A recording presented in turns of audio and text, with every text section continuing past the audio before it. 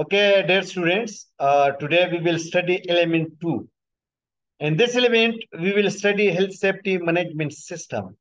Element 2, how health and safety management system work and what they look like.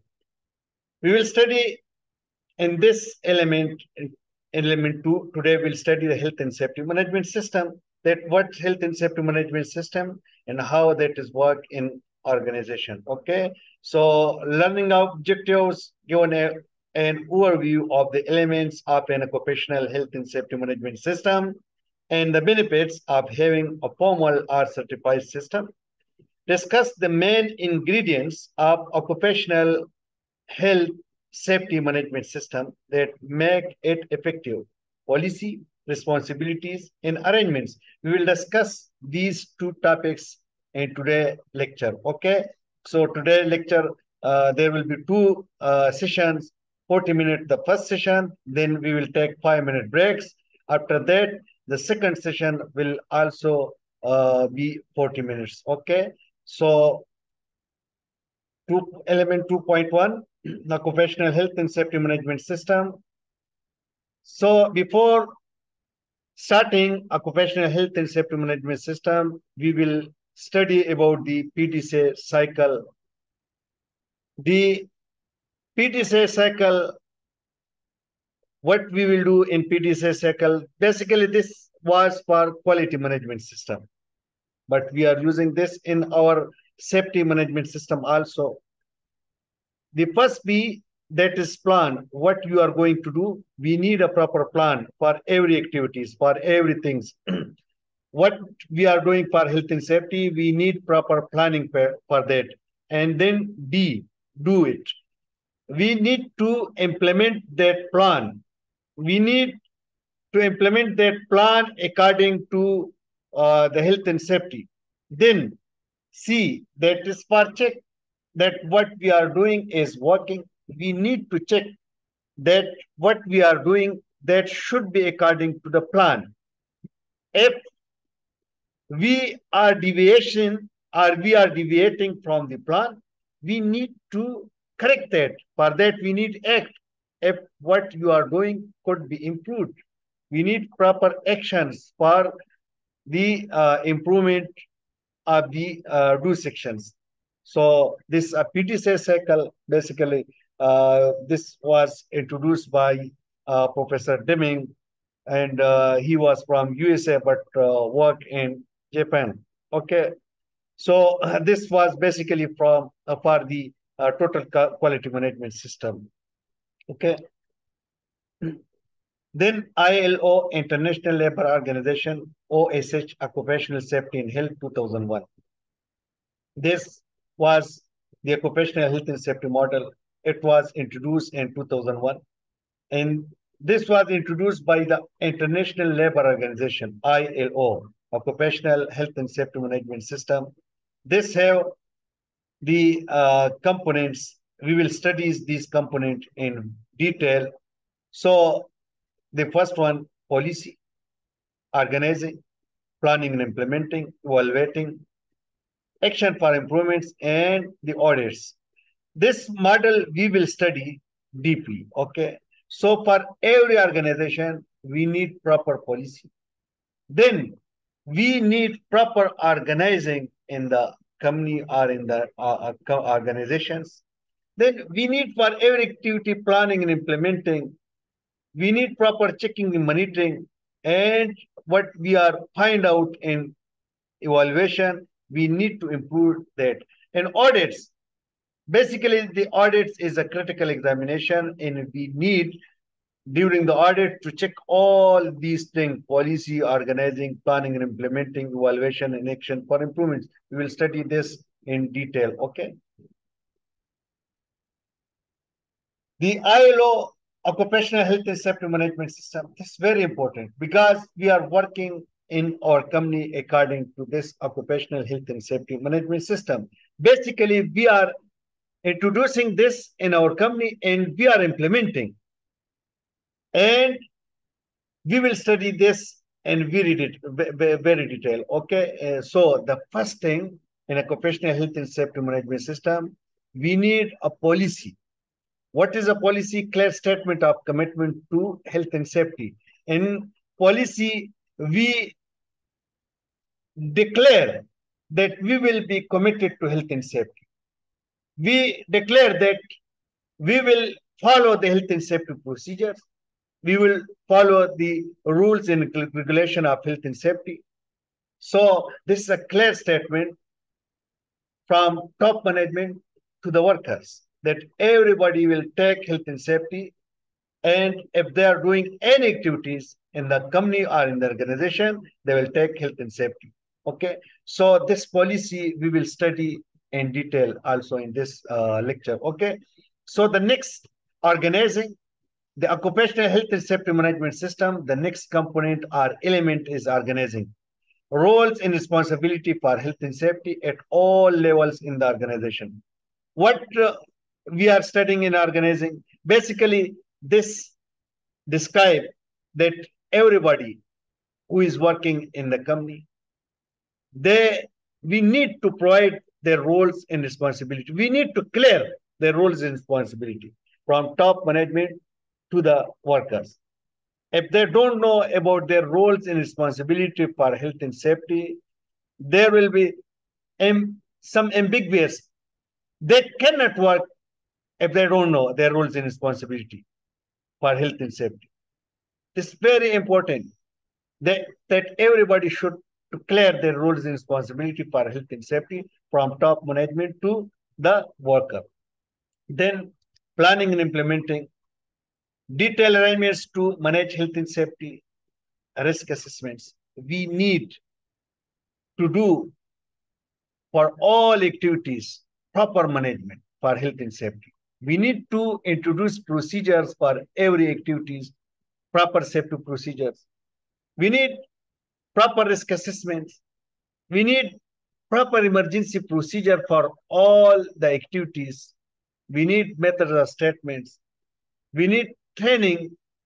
We need the loan working procedures, the disabled worker procedures. We need, if we have some vulnerable worker, we need proper procedure for that worker.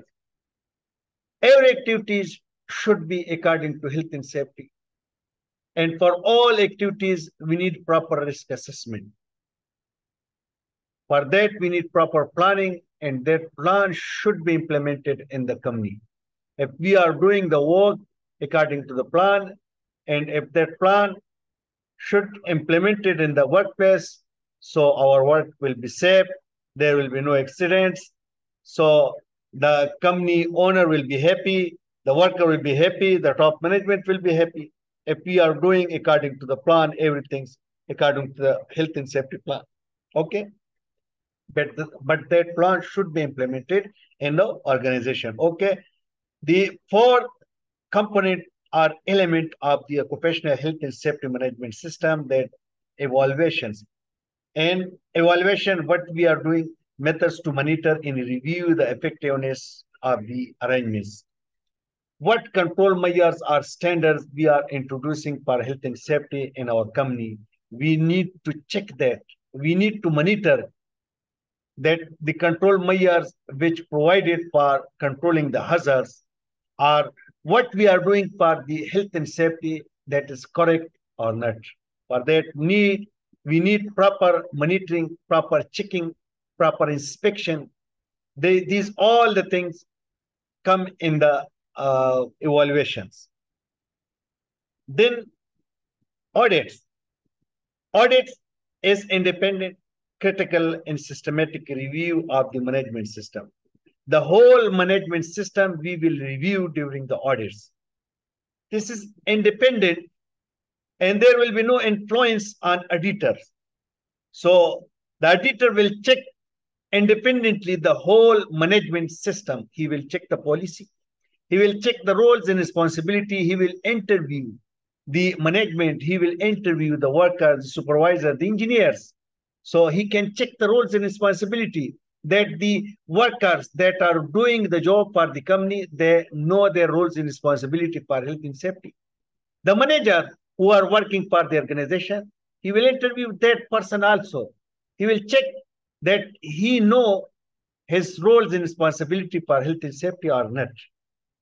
Then the other component, action for improvements, what we will do and action for improvement, steps to correct issues found in the review. What we are find out in evaluations or audits, we will correct that. We need to correct, because if we will not correct, so our purpose will be not meet. Okay, so we need to improve our what issues we find out in evaluation, we need to improve, we need to correct that. That is action for improvement. And the last component of this occupational health and safety management system of ILO, the continual improvements, the SMS safety management system developed over time. SMS safety management system. This safety management system should be continued. Why? Because everything is changing, technology is changing. So we need to improve our health and safety management system according to the new technology. Because the when the new technology is coming, the new hazards will be coming. So we need to improve our health and safety management system. So this is our health and safety management system of ILO OSH 2001 model. And this, the first component is policy. The second component is organizing. The third component is planning and implementing. The fourth component is evaluation. The sixth is audit, and then action for improvement. And the last one is continual improvements. Okay, we need to remember these things, because during the interview, the interviewer can ask from you. And this is the model. According to this model, or according to this health and safety management system, we are doing everything in our company, because we need to understand these things. Because our health and safety, we are basically we are implementing health and safety according to this model. Okay. Then the second, that is ISO 45001, is also occupational health and safety management system. Nowadays, for every organization, we are taking certificate of this ISO 45001, and our activities we are doing according to this ISO 45001. This ISO 45001 was introduced in 2018, March 2018. Before, there was OSAS or OSHAS 18001, that was a B standards, and ILO, International Labour Organization guidelines. We already studied that ILO 2001 model. Okay, so now this ISO 45001, every organization have the standards of ISO 45001. This ISO 45001 have 10 classes. We are doing separate courses for this, 5 days classes for this ISO 45001. Maybe you are familiar with this. And nowadays, these clauses we are implementing in our health and safety management system. We are doing every activities according to this ISO 45001. So these 10 classes, the scope, normative references, terms and definitions, context of the organization, leadership and worker participation, planning, support, operations, performance evaluations, and improvements. These 10 classes that are studying during the ISO 45001 course. Here, this is just introductory, because this is not the subject of NEBOSH, but now as we are doing every activities in the company according to this ISO 45001. These 3 clauses, scope, normative references, terms and definition, that is same for all ISO courses. For all ISO courses, for example, for ISO 9001, ISO 14001, that is same. But these context of the organizations, leaderships, and worker participation, planning, supports, operations, performance evaluations, improvements, that is different. Okay. So during the ISO 45001, I request you after NEBOSH, do this ISO 45001, because this is very important nowadays. Because in this detailed course, you will understand everything. Because nowadays we are implementing these standards, these classes in our organizations. Okay, so the benefits of this ISO 45001. If we have ISO 45001 in our company, our culture will be improved, our health and safety culture will be improved. Then if we have this standard, ISO 45001 standard, the accident will be less, and everybody will understand occupational health and safety management system, and our process will be continuous and will be conformity in our process, and the worker will be retained in the organizations.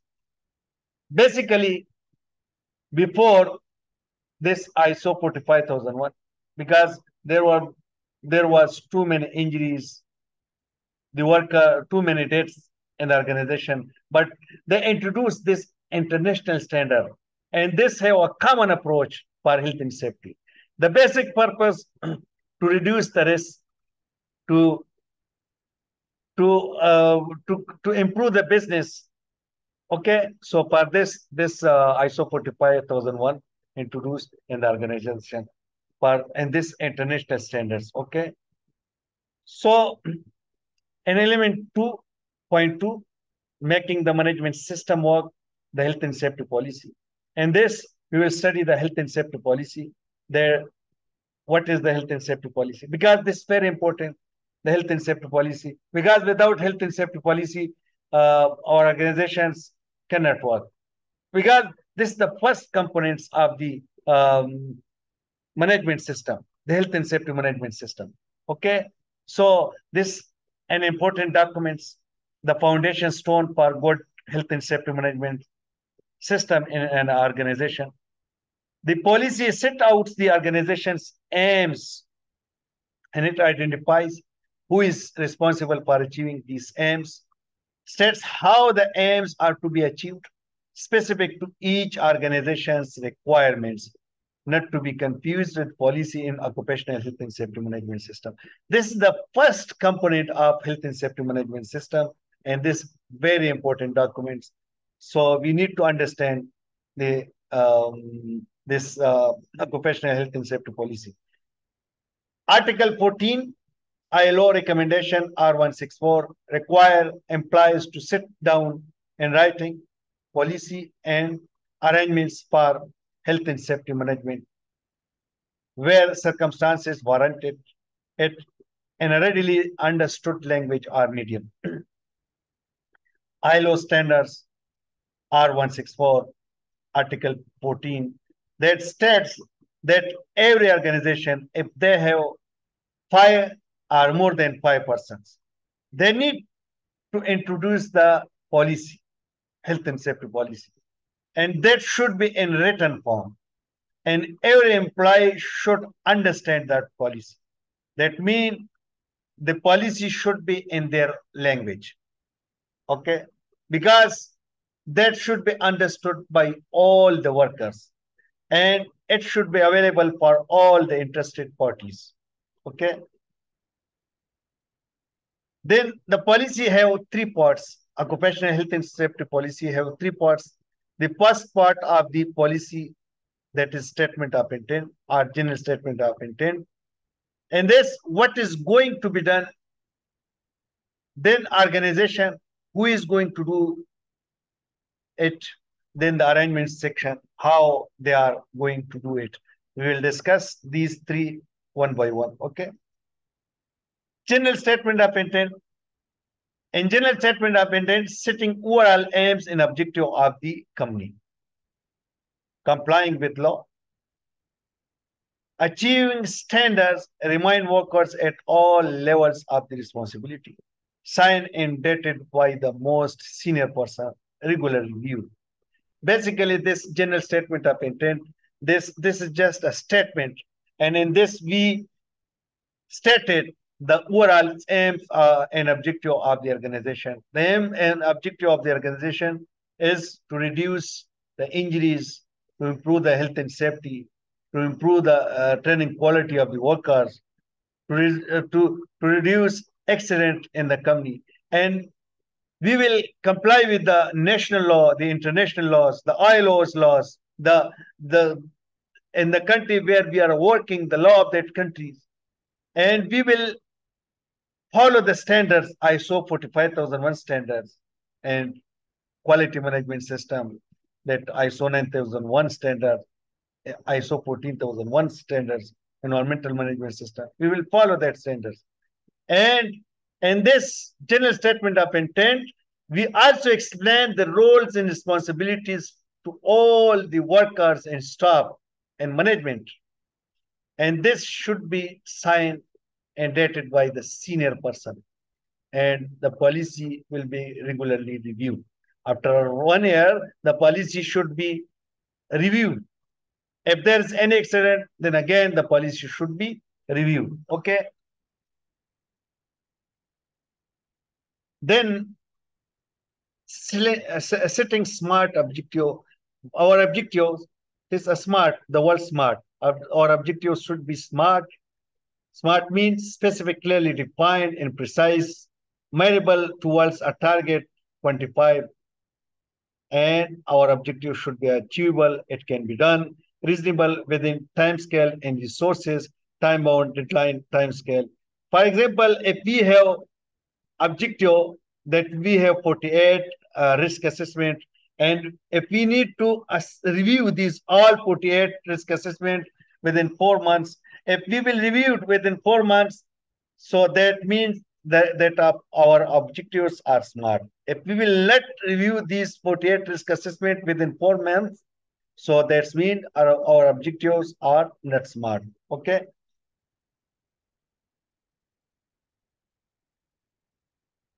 Setting smart objective for our company, it will be important to consider who is going to set the objective.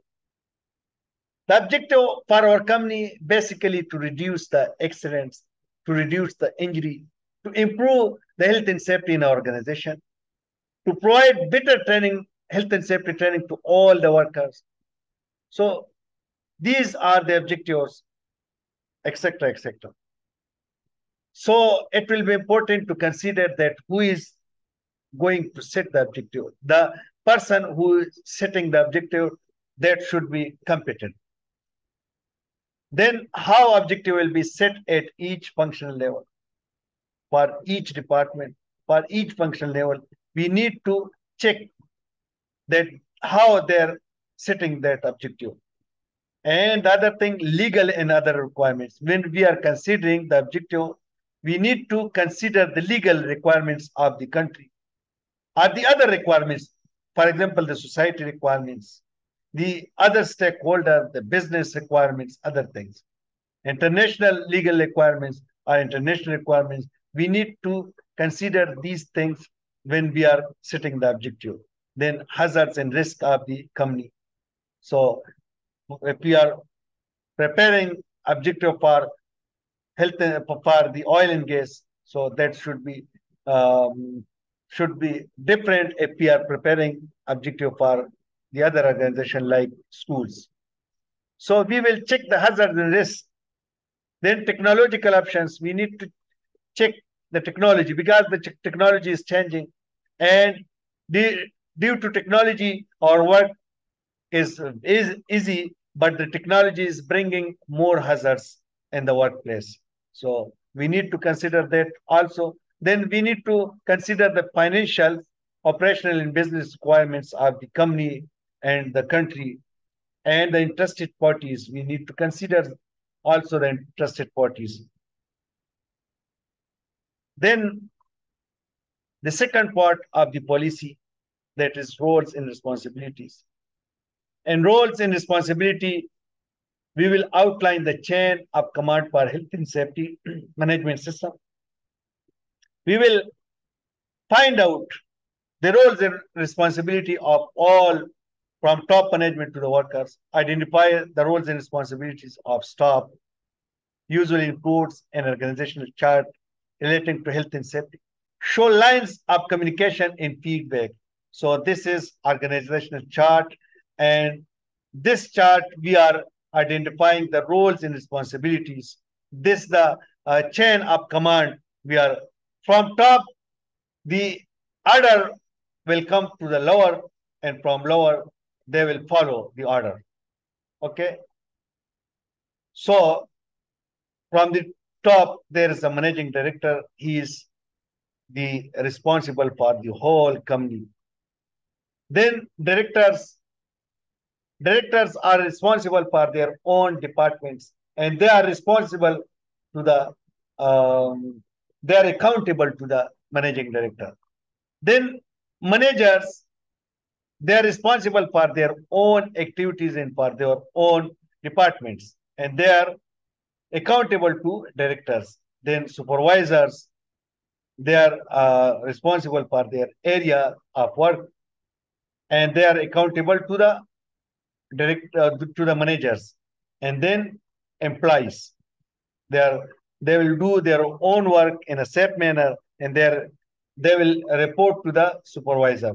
And in this side, health and safety advisor, you people, you are advisors.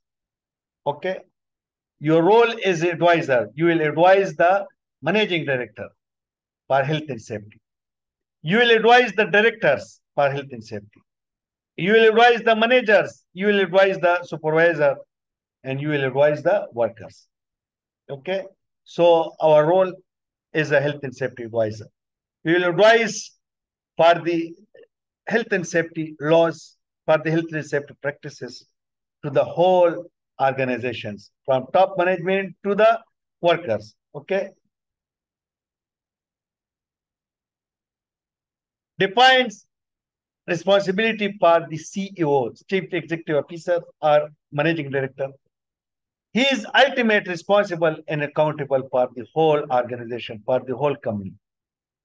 Then management or senior management or the other management, they are responsible for day-to-day management, for day-to-day activities.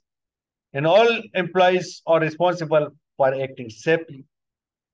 Competent persons, they are first aiders and fire marshal, because they will responsible for their own work. For example, first aider, they will responsible for the first aider. Fire marshal will be responsible for the fire marshal. Specialist health and safety practitioners, they are responsible for providing advice to support management and employees. We, as a health and safety practitioner, will advise the management. We will advise the employees. We are supporting.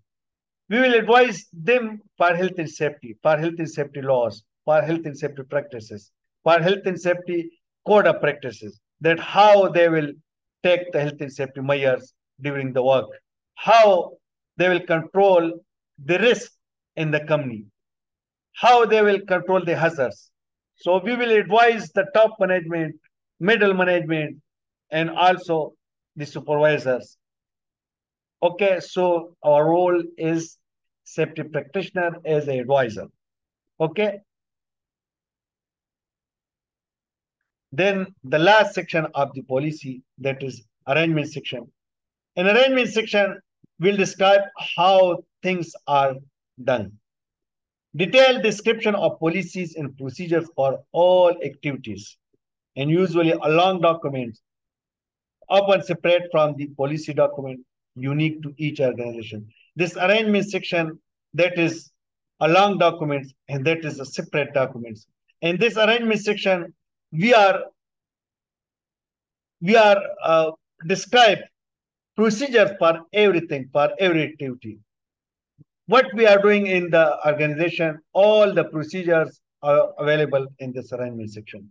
For example, how we will prepare the risk assessment, how we will do the health and safety inspection, management walkthroughs, how we will prepare the procedure for the lone workers, how we will do the induction training, job specific training, how we will give the warning letter, how the scaffolder will do their work in a safe manner, how the workers, the hard working the worker who are doing the hard work, how they will do, how the work in a confined space will be done. So for these all activities, we are preparing procedures in this arrangement section. And this is a big documents for the whole projects. We are preparing the health and safety arrangements. And this a separate documents from the other documents. Okay. This arrangements general topics, how we will carry out the risk assessment, information instruction and training, accident and near miss reporting, recording and investigation, consultation with the workers, developing safe system of work, welfare and first aid provision, fire safety and prevention, emergency procedures, compliance monitoring, including auditings. So these are the arrangements which we are preparing in health and safety policy in the arrangement section. Okay. So now our first session is finishing. So after 5 minutes, again, we'll start the next session. Okay. So stay with me. Okay. 5 minute break. Take a water or tea. But after 5 minutes, again we will join. Okay. Only 5 minute rest. Okay.